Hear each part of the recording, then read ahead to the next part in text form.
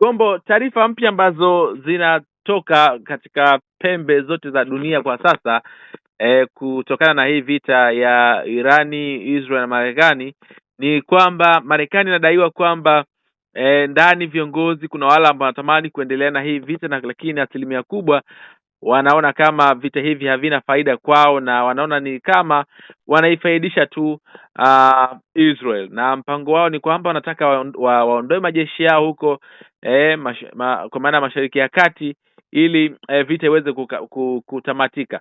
Pengine hasa Kombo, taarifa hizi zina ukweli kiasi gani hasa?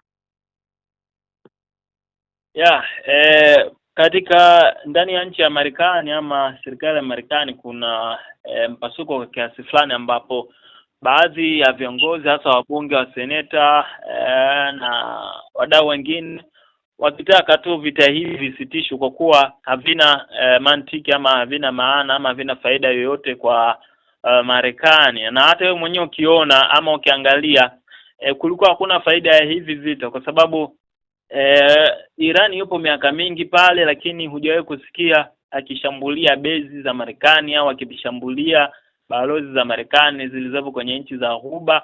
Lakini baada ya kuingia mgogoro na Iran ndipo haya mambo yameanza, kushambuliwa balozi, kushambuliwa bezi, kushambuliwa vituo vya mafuta ambavyo vinahusishwa na Marekani, jambo ambalo linaonekana hata kwa macho ya kawaida kuwa wameingia kwenye hasara ambayo ilikuwa haina ulazima.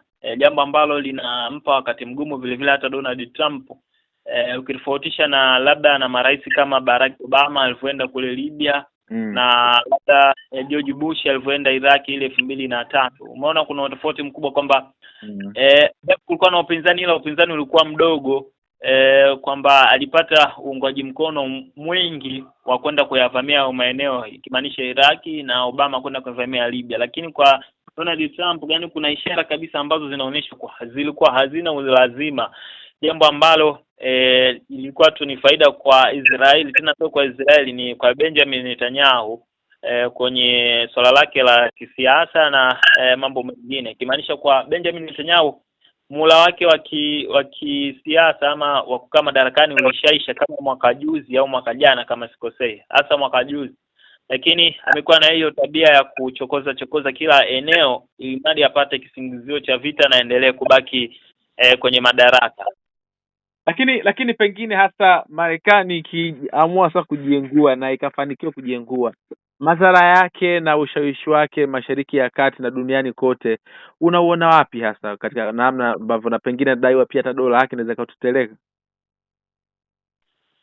Kiukweli ndicho Trump ameingia kwenye tope na ameliingiza taifa la Marekani kwenye tope. Yaani angetulia hayo yote asingetokea, na hapo inakuwa ni ngumu sana kuacha kupigana ama kuondoka, kwa sababu ukiacha kupigana ama ukiondoka unakuwa ushampa faida ama ushampa veo Irani, na hata mataifa mengine wanakuwa washakuona kwamba wewe ni dhaifu. Yale mambo ya superpower kumbe alikuwa tu kwenye media na kwenye social network. Kwa hiyo ukiamua ujitoe ama ukiamua utoe majeshi yako kule ama uache kupigana, bila shaka utakuwa umempa credit kubwa Irani na kumpa kongole kwa maana nyingine, kwa sababu yeye ndo ataonekana kuwa na uwezo wa kucontrol Middle East, na hata wewe superpower umemshindwa, jambo ambalo litakushushia wewe heshima yako na hata vile ushawishi wako ama ushawishi wa Marekani utapungua duniani.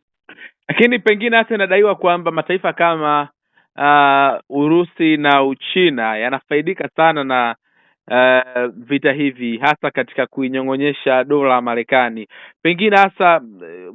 Pengine taarifa hizi zina undani wake wa namna ipi hasa? Ni kweli pia, kwa sababu hayo mataifa yote yana vita, ila vita ambayo haina impact kubwa kwake, jambo ambalo kuna shughuli bado anaendelea kuzifanya, na hata hivyo anaendelea kuuza mafuta yake, na kuna taarifa ilitolewa kuwa kwa Donald Trump kuwa atamruhusu Urusi awauzie Ulaya mafuta. Kwa hiyo unaona kabisa kwamba amefaidika kwa kiasi fulani ama anafaidika kwa kiasi fulani, na China pia bado anaendelea kufaidika. Ana asilimia kubwa ya mafuta ambayo anayatoa pale Irani, na tunarifua tangu vita ianze kwa siku 6 tu ameshapokea mapipa takriban milioni 11, ambapo tunaambiwa nchi nyingine haziwezi kupitisha mafuta, ila yeye ameshapata takriban mapipa milioni 11. Unaona kwamba kuna faida ambayo anaipata. Huku Marekani anaendelea kusuguana kwenye mzozo huu, lakini hao wengine wanaendelea kufaidika na kufanya biashara zao na mambo yao yanaendelea. Kwa hiyo kwa kiasi fulani bado wanafaidika. Kwa kumalizia sasa, pengine hasa Kombo, taarifa za Ali Larijani, waziri huyu wa Iran, alizungumza kwamba Marekani ina mpango ama imepanga kutengeneza tukio kama la Septemba 11 ambalo limetokea miaka takribani 20 na huko nyuma, pengine hasa ili kuweza kuisingizia Irani kwamba imehusika na waweze kupata kisingizio cha kuingia moja kwa moja katika kuivamia nchi hiyo. Pengine hasa taarifa hizi zina ukweli kiasi gani, na nadhani pia zitakuwa na impact endapo zikitokea?